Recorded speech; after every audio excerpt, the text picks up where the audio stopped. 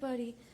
So we're here with some of representatives from our wonderful law enforcement agencies that have done such an incredible job. So Sheriff Gonzalez is here, Chief Christensen, and some of their leadership. We also have Mark Sloan, the Emergency Management Coordinator, Mel Bardis, who is our Deputy Emergency Management Coordinator here for Harris County. Brian Green is the President and CEO of the Houston Food Bank, Amanda McMillian, CEO of the United Way, and Mary Vasquez, who is the Vice President of Community Outreach for the United Way of Greater Houston. So today is good news. We are out of the woods now. It will be partly cloudy, and there's like a 15% chance of a drizzle somewhere. So thankfully, no more major threats from the rain right now. We can absolutely see the light at the end of the tunnel, and we've made it through the worst of this weather event. Now, the challenging part, of course, as too many people know, is they're waking up today seeing that they need to deal now with recovery. There is a bridge phase that we're in right now, where we're coming out of the response phase and we're going into the recovery mode. So we're sort of straddling between those two right now. At this time, as of 10:30, we are lifting the mandatory evacuation order, which means it is okay for folks to go back to their homes, obviously being careful. Our Office of Emergency Management is decreasing its activation level from level 1, maximum readiness, to level 3, increased readiness. That is the second lowest readiness level. I know that a lot of folks were displaced by this weather event. I personally met some of them. I saw the damage. And I know that evacuating is stressful. But I do want to thank people for following our advice. Flooding is one of the leading causes of deaths in these kinds of situations, and we haven't had a single death that we know of. We haven't had any major injuries that we know of.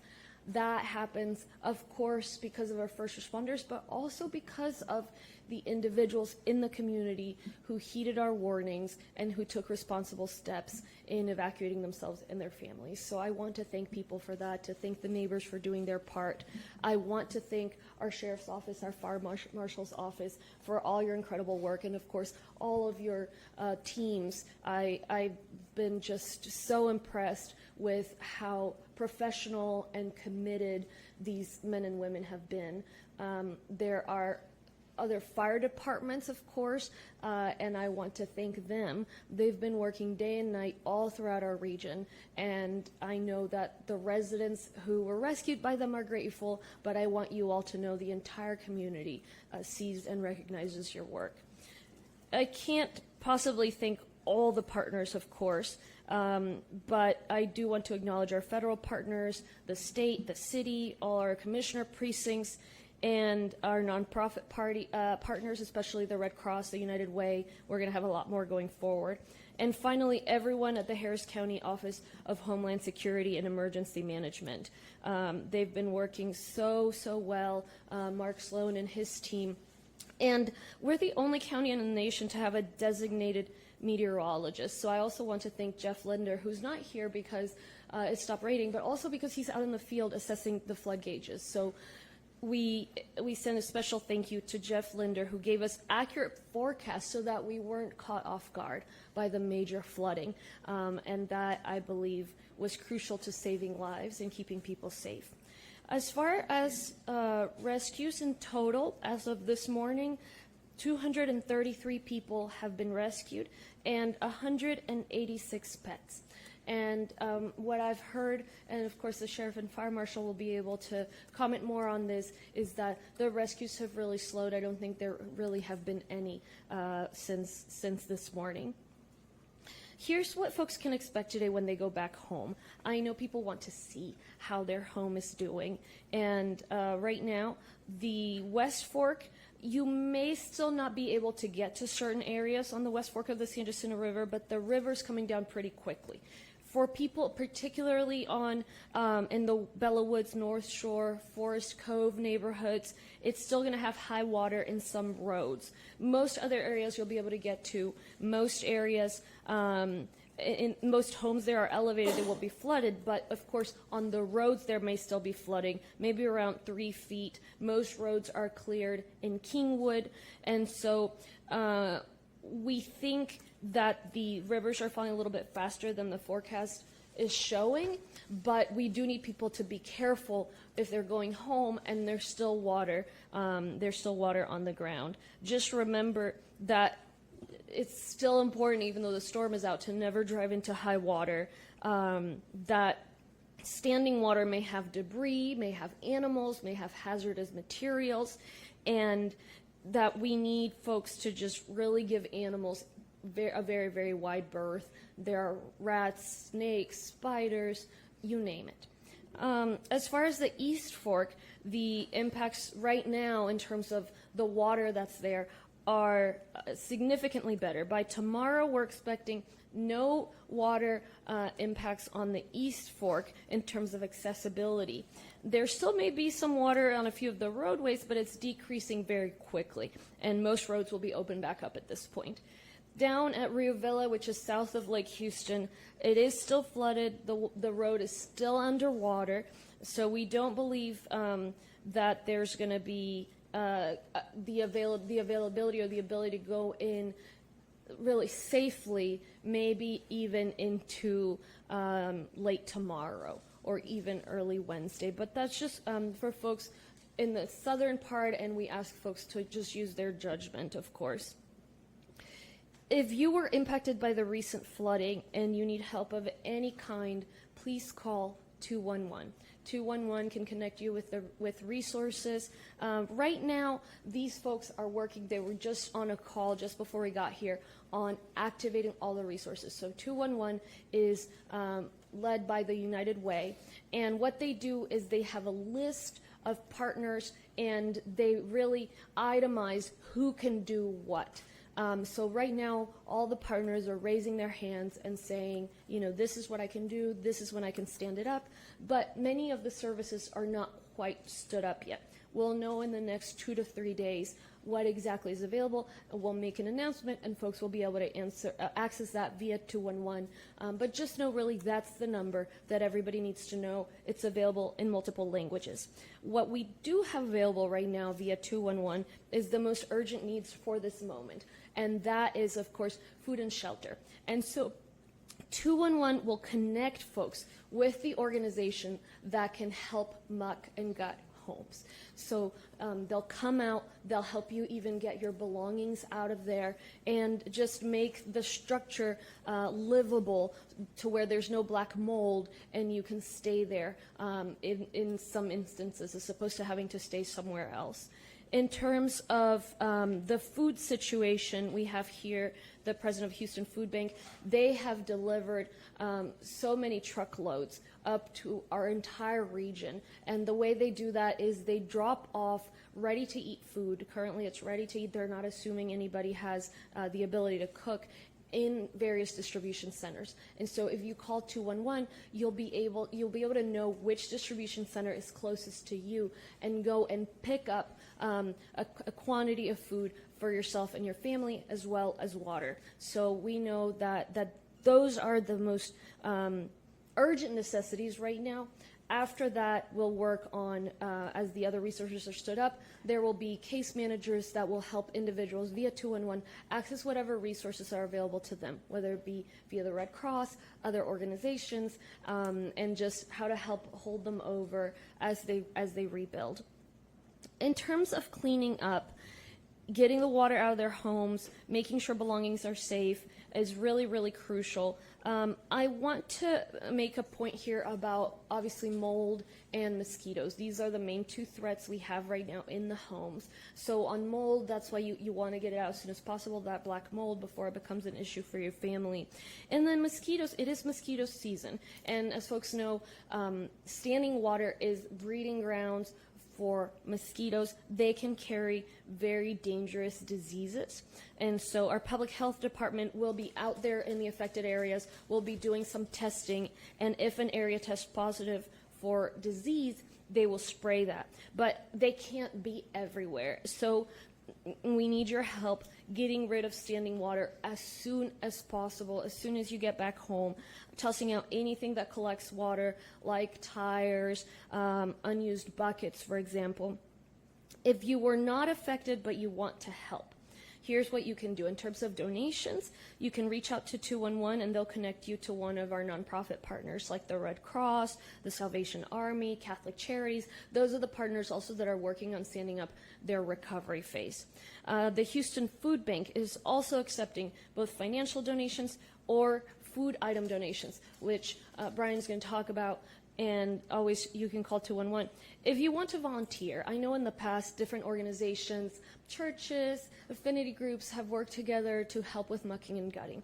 And what I've learned from the experts is there's sort of a right way, there is a right way and a wrong way to do it. And if you don't do it properly, the mold can come back, or folks who have flood insurance, the insurance may end up not covering that because of the way the home was mucked and gutted. And so what we recommend is that you please volunteer via Volunteer Houston, which will connect you to the organization that is really professionals, so to speak, in the mucking and gutting. And the name of the organization, Mark?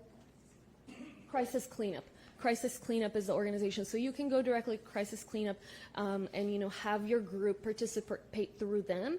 And if not, again, you can call, you can go to volunteerhouston.org/volunteer, or if you call 211 as a volunteer, they will point you to that website. So, 211 is the place to go, and which is great that we have this resource. On our end, as I said, it's our bridge right now from the response phase to the recovery phase. And so we have county employees right now. Jeff Linder's surveying the gauges, making sure we understand how everything worked and exactly what the water levels are. But we also have our engineering team. We have our precincts and various organizations going door to door to see which houses were affected and how bad the damage was. And that's important because we help get the state that information so that they can request aid from the federal government. We're also working on the preparing for debris collection. So that's getting underway. Those trucks are going to be moving through Reef Commissioner's Court tomorrow in case there's any additional approvals we need to make. But that's another immediate need before we begin the long-term recovery. We're also working with our state and federal partners to do everything we can to get more significant resources, not so much just the bridging resources. And so we don't think that this emergency will be to the scale that we'll be able to receive grants for affected individuals to be able to rebuild their homes. But I know that Governor Abbott is going to push for as much as we can possibly get. And I will be in D.C. Starting tomorrow night to advocate for this as well. What more likely we'll be able to receive are small business administration loans. So those are very, very low interest loans for families, but of course they're loans. So renters can borrow up to $40,000, homeowners up to $200,000, and businesses up to $2 million. Governor Abbott will submit a request for a presidential disaster declaration in about a week or so because the state is still evaluating the impact throughout all the various areas. And from there, we expect the approval to get SBA loans will be about 3 weeks after that. So we will likely not be getting the approval until early June for people to be able to go for those low interest loans. As far as our buyout programs, part of the reason I'm going to D.C. is to advocate for those programs to come for those funds to come down faster, because we know that there are people, I personally talk to people who would like to be bought out because they are in these affected areas, but of course at some point you rebuild enough that it's not worth selling your home at that point. They know, though, that they're going to be flooded again. And so what we want is for these voluntary buyouts to be able to take place sooner than later. But right now we're looking at about a 6-month process, if that. We've tried, our team has looked into it and seen how fast they can make it. And so that is all because of the processes with the federal government. So we'll be up there trying to advocate for faster processes and see if we can help with that this time around or in a future situation so that the community doesn't have to wait. But we will be sharing information, even if we can't make it go faster, about how people can get bought out later on if that's what they choose to do. So we're definitely getting to the other side of this now. Upstairs is pretty much emptied of our partners that have been really directing the boots on the ground. But that doesn't mean our job is done as community leaders, as Harris County, as nonprofit leaders. So we're getting the data we need. We are also working on setting up physical recovery centers in the affected communities once all the various resources are stood up so that they can help folks navigate the resources in person. And the information will help us figure out, what exactly we would need for another flood bond. It'll help us learn lessons so we do better next time. And so just know, as you begin assessing the damage to your homes, you're not alone. We do have these immediate resources, as I said, many people working on mucking, gutting, on food and water, and then other entities standing up to see what additional aid they can provide. So let me just stop here, and then I'll repeat my remarks in Spanish, but I do want to say, I really appreciate everybody working together on this, the community, the nonprofits, law enforcement, emergency management, the state, feds, local. I'm really grateful. I know that a lot of people are seeing terrible impacts, but within the destruction, I'm really thankful for all the work people put in and helping us save lives. So let me repeat briefly in Spanish, and then I'll pass it on to the sheriff. We will also have Chief Christensen speak, along with Mr. Green, CEO of the Houston Food Bank. So ya se ve una luz al final del túnel. Hoy día va a haber, creo que un 15% de chance de lluvia, está nublado, o sea, nada que ver con esas inundaciones que hemos tenido esta última semana. Hemos pasado lo más difícil del clima, pero obviamente ahora sigue la dificultad de la recuperación, la restauración, y quiero que sepan que no están solos, estamos aquí todavía, aunque se hayan ido los socorristas. Nosotros como condado, como organizaciones sin ánimo de lucro, seguimos enfocados en esta situación. Estamos oficialmente a partir de las 10:30, ya no existe la orden de evacuación obligatoria y está bien que regresen a sus hogares. Nuestra oficina de manejo de emergencia está bajando el nivel de activación. Entonces fuimos de nivel 1, activación máxima, a nivel 3, que es simplemente un nivel un poco preparatorio, pero es el segundo nivel más bajo. Quiero agradecerles a todos realmente, especialmente a los residentes. Sé el tiempo difícil que están pasando, estuve en los vecindarios hablando con varios de ustedes y sé que muchos han perdido todo, pero quiero que sepan que nos han ayudado a salvar vidas. Este es uno de esos desastres donde casi que siempre muere gente. Se fueron rescatadas más de 233 personas, 186 mascotas, y no ha habido ni una muerte, ni una historia verificada de algún problema de salud significativo. Entonces, sé que evacuar es muy estresante, pero al ayudarnos a evacuar, a ayudarse el uno al otro, nos han ayudado a prevenir muertes y nos han ayudado a prevenir peores impactos, no solo a la infraestructura, sino a las familias. Quiero agradecerle también a todos los socorristas que han trabajado día y noche. El alguacil está aquí, su equipo trabajó muchísimo. La directora de bomberos aquí del condado Harris también estuvieron fuera día y noche trabajando con los otros bomberos locales, a quienes también quiero agradecer. Trabajé directamente con estos hombres y mujeres muy dedicados, muy profesionales, incansables, realmente dedicados a su trabajo como socorristas y queriendo ayudar a cuanta gente era posible. También quiero agradecerle a nuestros socios federales, estatales, la ciudad, los precintos y nuestros amigos aquí de las organizaciones sin ánimo de lucro, y hay varios que no están representados, como la Cruz Roja también.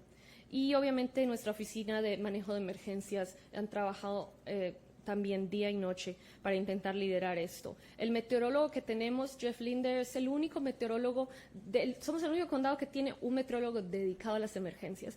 Y es de verdad que para mí, él ayudó también a salvar vidas porque sus predicciones fueron correctas y por eso fue que pudimos decir que era necesario evacuar. Entonces, ¿qué va a suceder el día de hoy? Si está en el brazo oeste del río San Jacinto, puede que todavía no pueda llegar a ciertas áreas, pero el río está bajando rápidamente, especialmente para las personas en los vecindarios de Bella Woods, North Shore, Forest Cove. Todavía va a haber agua bastante profunda. Las demás áreas, por ejemplo en Kingwood, están casi ya bien en cuanto al agua. Las calles ya son pasables y allí no hubo inundación de estructuras. En el brazo este, la situación es bastante mejor en cuanto a la cantidad de agua ya mismo. Entonces, de repente algunas calles tengan algo de agua, pero no va a ser mucha. En el área de Rio Villa, al sur del Lake Houston, ahí sí todavía está bastante alta el agua. Entonces, a medida que regresen a sus casas, les pido que también tengan bastante cuidado. Para empezar, hay animales de todo tipo, arañas, ratas, culebras. Entonces, por favor, tengan cuidado y no se le acerquen a ningún animal. En cuanto a escombros, hay de todo igual que pueda ser peligroso, entonces utilice guantes y equipo de protección si puede mientras va pasando y va moviendo cosas. En cuanto a apoyo, ahorita estamos en lo que llamamos un puente. Es un puente entre la etapa de emergencia y la etapa de recuperación. Entonces estamos haciendo un poquito de ambos. Lo más urgente en este momento es el proceso de remover la sedimentación, todo lo que está en los hogares que puede crear ese moho negro que es peligroso para la salud. Y también la comida. Hay personas que no tienen, obviamente perdieron la cocina, el refrigerador, entonces ¿cómo van a comer? Para esos ambos tenemos recursos. Entonces, aquí el número de aquí en adelante para las personas afectadas en este proceso de recuperación va a ser el 211. 211 es un número operado por el United Way de hace ya muchos años. Entonces, si usted ha sido afectado, llame al 211 y lo conectarán con un grupo de profesionales que van y de voluntario lo ayudan a sacar sus posesiones de la casa, a hacer el muck and gut para que no haya problemas con la pared, problemas de moho, y saben hacerlo bien. Obviamente no van a pedir ningún tipo de documentación de papeles, y el 211 también tiene personas que hablan español y varios otros idiomas. En cuanto a la comida, el Houston Food Bank está ofreciendo comidas ya que no hay que preparar, que están ya preparadas. Va a haber hay varios centros de distribución a través de la región, entonces habrá uno cerca a usted. Llame al 211 y pregunte cuál es el centro de distribución más cercano a usted. Puede ir, recoger comida para su familia, agua, y ellos están asumiendo que no tienen cocina, entonces la comida ya está lista. Si necesita apoyo de salud mental durante este tiempo, también el 211 lo puede conectar con recursos. Si llega a casa, también piense acerca del agua que esté ahí estancada, porque ahorita es la temporada de mosquitos y esos moscos son peligrosos, llevan enfermedades. Entonces, si ve agua estancada, por favor, elimine eso, sea un balde, sea una llanta, lo que sea. Es una de las cosas más urgentes que tienen que hacer. Igual nuestro Departamento de Salud Pública está en los vecindarios evaluando si esos mosquitos traen alguna enfermedad, pero pues no pueden estudiar todos lados. Voluntarios. Si usted no fue afectado pero quiere ayudar, ¿qué es lo que puede hacer? Puede donar dinero a través del 211, ellos lo conectarán con una de las organizaciones, bien sea la Cruz Roja, Catholic Charities, etc. El Houston Food Bank también está aceptando donaciones. Si quiere ser voluntario, lo mejor que puede hacer es ser voluntario a través de la organización Volunteer Houston. Entonces va a volunteerhouston.org/volunteers y ahí puede inclusive ayudar con el proceso de remover la sedimentación, el muck and gut. Entonces, por favor, no lo haga fuera de esta organización, porque el hacer ese proceso, abrir esas paredes mal, podría o hacer que el moho regrese o inhabilitar el seguro de inundaciones que ciertas personas puedan tener. Entonces, a través del Volunteer Houston tienen una organización que les enseñará bien cómo hacerlo. Pueden traer su iglesia, lo que sea. Igual pueden llamar al 211 y que los conecten con Volunteer Houston y esos servicios. Por nuestra parte, hoy día estamos evaluando los niveles de agua y también estamos evaluando todas las áreas afectadas, a ver cuál fue el daño, para darles información al Estado, al gobernador Abbott, y poder pedir apoyo al gobierno federal. También estamos empezando el trabajo para recoger escombros. En los días que vienen vamos a estar pasando por esas calles para recoger escombros.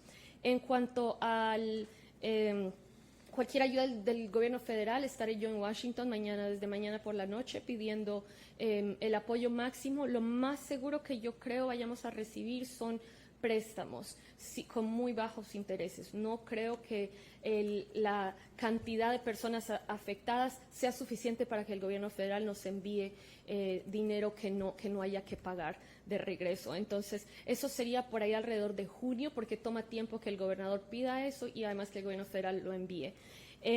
Todavía tenemos nuestro programa de buyout, donde puede usted trabajar con nosotros y el gobierno federal para vender su hogar y así poder y no tener que reconstruir y poder ir a vivir a otro sitio. El problema es que el programa es lento, no está no va a recibir la opción sino hasta después de como 6 meses. Entonces es otra de las razones por la cual voy para Washington a ver si se puede acelerar. Es probable que no se pueda con este desastre, pero de repente el próximo igual puede pedir información a través de nosotros, el 211. Pero pues yo sé que la gente tiene que reconstruir a veces. Bueno, finalmente entonces quiero darle las gracias a todos nuevamente por ayudarnos. Sepan que no están solos, aquí estamos trabajando, aunque ya no esté lloviendo, aquí estamos trabajando. Hemos activado ya nuestro grupo, nuestros equipos en el condado, no tanto en la oficina de emergencias. Y sé que es un tiempo difícil, pero como región somos casi expertos en salir adelante y eso lo vamos a hacer todos juntos y que nuestros amigos, nuestras familias, todas las organizaciones, entre todos, miramos a ver cómo vamos a salir adelante y se va a poder lograr. One thing I forgot to mention is if folks need mental health services, they can also access them via 211. So let me pass it on to Sheriff Gonzalez and the other speakers, and they will take questions.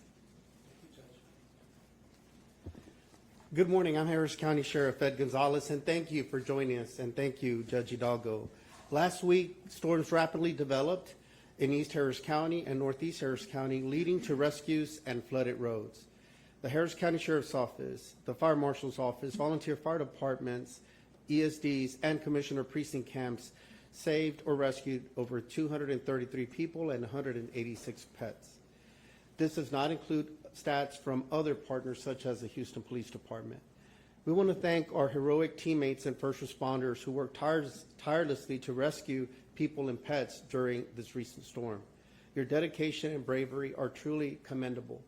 At a personal level, I want to commend members of my team that are joined here, from Major Nanny, Major Razzo, and Lieutenant Jasper. They were all instrumental in our response. Major Nanny oversees some of the patrol districts that were impacted. Major Razzo oversees the flood rescue teams and our Marine teams that were deployed, and Lieutenant Jasper was the operational leader that was out there hands-on, making sure we were deploying safely to all the rescues, and had his hand in many of those rescues that we stated. He just did phenomenal work, and want to also commend the team that's here year-round, making sure they're working with all the different partner agencies. I know Deputy Stover, Sergeant Martin, and others that do phenomenal work. We're so proud to work amongst consummate professionals that really take emergency preparedness serious, because it really is a team effort. We really couldn't do it alone. It really takes an entire collective working together to make sure that we're prepared. And it's not just about preparing for one event. It's relentless preparation year-round for whatever may come our way, whether it be severe weather or some type of an industrial incident or beyond. We are ready. As an agency, we always prepare for that worst-case scenario and encourage our residents to do the same. Since Hurricane Harvey's historical landfall, our agency has devoted more staff and resources to high water equipment and swift water rescue training to ensure the safety of our communities. Now more than ever, we recognize the importance of the Harris County Public Safety Bond that passed in 2022. I want to thank the voters, as well as Judge Hidalgo at Commissioner's Court. The $7 million funding approved enables Harris County to invest in the new flood water rescue training facility that will be located in North Harris County. This project is already moving along, and we're projected to break ground in early 2025. This regional asset will be the first of its size in the state of Texas, only the second of its size in the entire United States. 9,500 square foot facility, a tank will hold more than 100,000 gallons of water, and a 40 by 80 foot tank. Remember, the time to prepare is now. Yesterday was the first day of Hurricane Preparedness Week, June 1st. June 1st marks the start of the 2024 hurricane season. If you haven't already, finalize your emergency plan. Stock up on critical supplies, bookmark preparedness resources, and stay informed. You can't stop a hurricane, but you can act now to protect yourself and your household. Put together an emergency plan and ensure every family member knows what to do. Visit Ready Harris to sign up for local emergency alerts, learn about disaster supply checklist, get evaluation tips, find helpful websites, and more. Remember to always have a plan and stay informed to protect yourself and your loved ones from severe weather threats. For those affected by severe weather, please know there are resources to help you. Please reach out to readyharris.org. This is also a moment to create a support network of nearby loved ones and neighbors. Develop a check-in system in advance and make yourself available to those needing to lean on you during an emergency. Stay informed and be ready before a storm hits.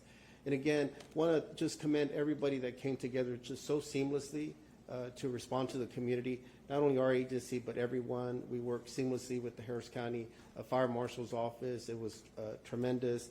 And again, the work's going to continue at this point, now that we are no longer actively doing rescues. We are increasing our patrols in the areas that were affected. We know that it may take a while for some folks to return back into their home and may still be away, and we want to make sure that they know that we have additional patrols out there. The judge mentioned that debris crews will soon be moving in as well to help with the debris removal. So just ask everyone to first be patient and be cautious as well. There'll be a lot of different work crews out there. We'll try to coordinate with them to provide some traffic control support out there. But just slow down if you can, and there may still be some high water in some streets, so be careful as you're navigating that. A lot of the storm covers may have been removed and other things. Judge mentioned some of the animals and debris and things that may still be out there, so just be safe as you're walking around. There's exposed nails from wood and other things, and just want everyone to be safe. But thank you all to our community for always stepping up. We're a resilient community. I know we'll continue to recover from this, and couldn't do it without the tremendous leadership at the county. Thank you, Judge, the commissioners, and all area partners as well. And of course, I want to commend and ask our Fire Marshal to please come up, Chief Christensen, to speak a little bit more about their efforts. Good morning, Laurie Christensen, Harris County Fire Marshal. And just to reiterate what Judge Hidalgo and Sheriff Gonzalez has said, we are partners year-round. And fortunately, y'all heard me talk about the 53 fire departments we have in Harris County. We work together, we train together, we meet monthly. This doesn't just start during an emergency. So what you saw was this collaboration, and that's our role in the Fire Marshal's office. Our job is to collaborate and ensure all partners are talking, which in this particular instance, we were able to pull resources from other parts of the county that are not affected to ensure that all residents were taken care of in the areas they needed. And so I want you to know that you as residents of Harris County are a big part of this. And the sheriff alluded to all the preparations you need to get ready for. I'd also ask you to talk to some of your neighbors, maybe who weren't here during Harvey or who have not been through a hurricane season. Now is the time to prepare. You are the most critical first responder for us, you, the residents of Harris County. Talk to your neighbors, talk to your friends, make sure you have those critical papers ready, make sure you know where a safe place you're going to go to. Maybe talk to some family members if you decide you're going to leave during an emergency, because we, within the public safety region, we're here to do the rescues, we're here to facilitate the partnerships, but at the end of the day, we want to make sure you have prepared your family and you're ready to go. So thank y'all again for all of your support. Judge? And then we'll have, Hi, I'm Brian Green, President of Houston Food Bank. To all the households that have been affected, I'm very sorry for what you're going through. Your neighbors want to help. Houston Food Bank and our partner, Montgomery County Food Bank, we see this every day. We work with literally hundreds of voluntary organizations, churches and other religious organizations, community centers, a number of United Way agencies that they're there, they're deep in the neighborhoods, and they want to help. We are currently distributing food to those organizations. They are deep in the communities. The best way to find out where those supplies are available is through United Way's 211. You can also go on our website, HoustonFoodBank.org. We have a map, an interactive map. You put your zip code in, you can see which sites are open where, what their hours are, and the supplies that they can give you. Currently, we're emphasizing water, ready-to-eat foods, and what we call disaster boxes. We're going to be transitioning, trying to get more of the cleaning supplies, and over time, trying to provide just general assistance to help the families that have taken a serious financial hit, who don't have other resources. The thing to recognize about a disaster is in the first few days, it could be anybody, and we're all can be in need. You never know if it's going to be you. As this goes into weeks and months, it's actually the lower income households, working households, that don't have a financial cushion. Those are the ones who suffer the most, that it can literally be a year or more before they're fully recovered. These organizations in your neighborhood, they're going to still be there for you to provide you food as a form of financial assistance to help you get by. So far, we've distributed about 8 tractor-trailer loads of resources to these organizations that are directly helping disaster victims. We have many more tractor-trailer loads coming in on the way. Because there's not a federal declaration yet, it's we're relying on just the voluntary donated flow that mostly comes from the food industry. But the other food banks around the country are helping, so we're pulling food from literally all over the country right now, and this will keep going to make sure that we're serving neighbors in need. We wish you the best. thank you so much. We'll take any questions. Have you ever gotten an estimate for how much damage has been done because of the flooding and how much it will cost to recover? So the estimate we're developing right now, as far as how much damage it was and the value of that damage, and it's a tedious process, right? Because folks have to literally drive up and down the streets and take a look at what things look like, and hear from residents. So, but it's a necessary step, in particular, for us to secure aid. Without that information, the governor can't request the small business assistance loans, and try to obtain other additional help from the federal government. You mentioned debris pickup for homes. What's the actual timeline? Is it starting tomorrow, end of the week? What? I would say days. I don't think, Mark, do you have any additional to add? Until we get the windshield Mark Sloan, Emergency Management Coordinator for Harris County. Speaking to the debris management, the first thing we have to do is the windshield assessments, find out what's actually out there. People haven't even gotten back to their homes to start removing any of the damage in the muck and gut process. If it's drywall or furniture, clothing, electronics. So we still have time while we assess how much is getting piled up. Again, tomorrow, engineering will give an estimate of what they expect based on what they're seeing today and tomorrow. And if necessary, we can pull contracts or work directly with the commissioner's office. As debris begins to get out onto the street, we will coordinate through engineering with either the contractors or the precincts in order to go out and pick up the debris. Again, there's still water on the streets, so it's going to take a few days. It isn't going to happen by the weekend, but it's an ongoing process of debris management once we understand the magnitude of those that have been affected and how much damage is in their homes. And is the process, people should still just call and say, hey, I have. I think our windshield assessment teams and engineering, along with the Commissioner Ramsey's office, Commissioner Garcia's office, it's Precinct 2 and Precinct 3, will be out there seeing the debris and stuff that starts to get piled up so we can quickly expedite the measures necessary to pick it up as quickly and effectively as possible. And what I want to add is, of course, too many families were affected, but it's pretty clear as far as which roads and which neighborhoods.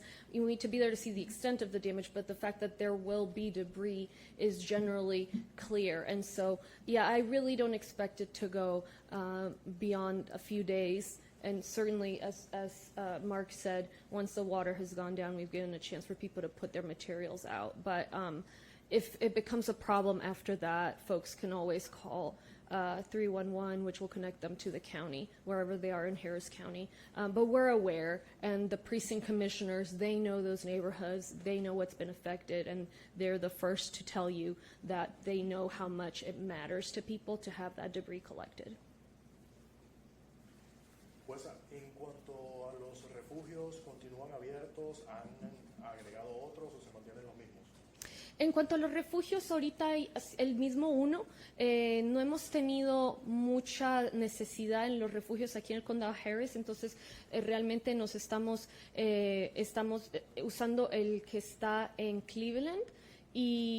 Pero pues esos números sabemos que van a bajar a medida que la gente regrese a sus hogares.